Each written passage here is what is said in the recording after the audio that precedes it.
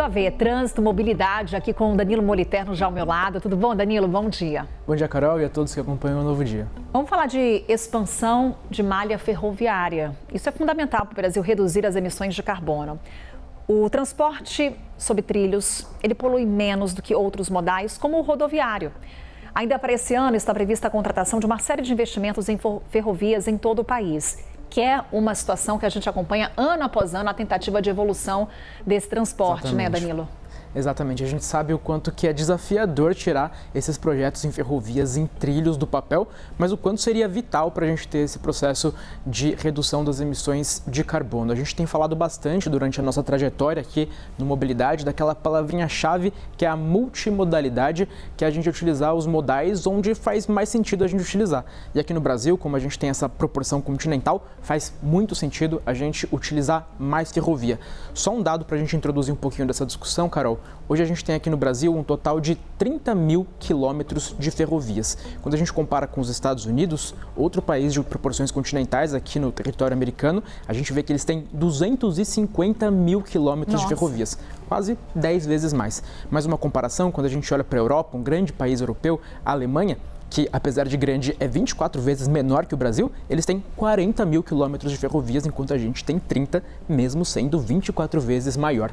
Para falar um pouquinho mais sobre a tentativa do governo federal e das empresas brasileiras de tirarem essas ferrovias do papel, a gente traz uma arte para quem acompanha aqui o Mobilidade. Para falar sobre a carteira de concessões ferroviárias, a gente sabe que o investimento público hoje ele não é suficiente para tirar esses projetos do papel. A gente sabe que são projetos desafiadores, o nosso orçamento público hoje ele é muito apertado, então precisa recorrer à iniciativa privada, conceder para as empresas fazerem esses investimentos e na frente com a operação lucrar com tudo isso. Mas aí antes da gente começar a falar sobre essa carteira e sobre esses dados que são muito impressionantes, só mais uma informação importante. São projetos desafiadores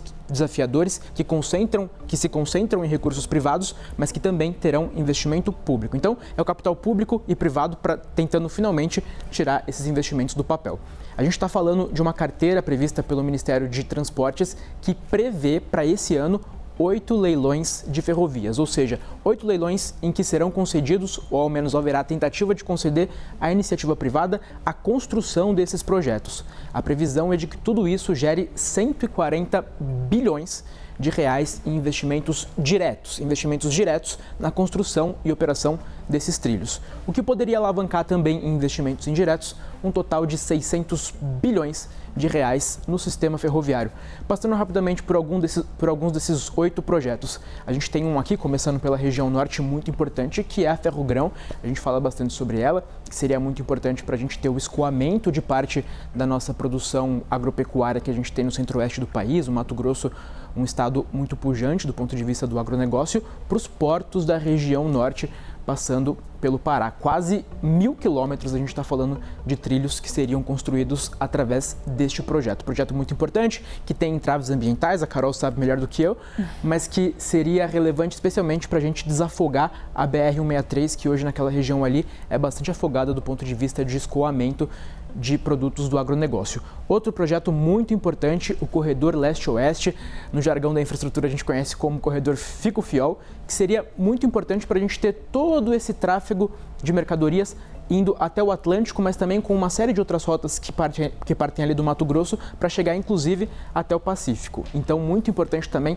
porque a gente tem um escoamento muito forte de produtos do agronegócio, tanto no Mato Grosso, também em Goiás e também no sul da Bahia. A gente chegaria aos portos do sul da Bahia com esta ferrovia. Também temos aqui a Estrada de Ferro 118, que ficou separada em 2 fases, uma primeira no Rio de Janeiro e uma segunda no Espírito Santo, também atingindo uma série de portos importantes. Passo também pelo corredor Minas-Rio, que talvez seja o primeiro leilão que a gente vai ter em 2026, importante para escoar uma série de mercadorias ali do sul de Minas Gerais, por exemplo, café, para os portos que a gente tem ali no Rio de Janeiro.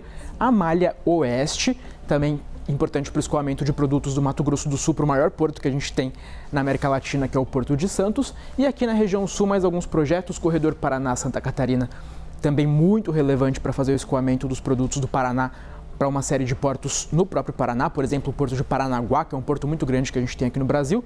Também no norte de Santa Catarina, Corredor Rio Grande, especialmente para as mercadorias que estão sendo produzidas ali no Rio Grande do Sul, além desse corredor Mercosul que vai integrar todas essas malhas da região sul e também fazer esse escoamento especialmente para a Argentina, por essa pontinha que a gente vê aqui embaixo.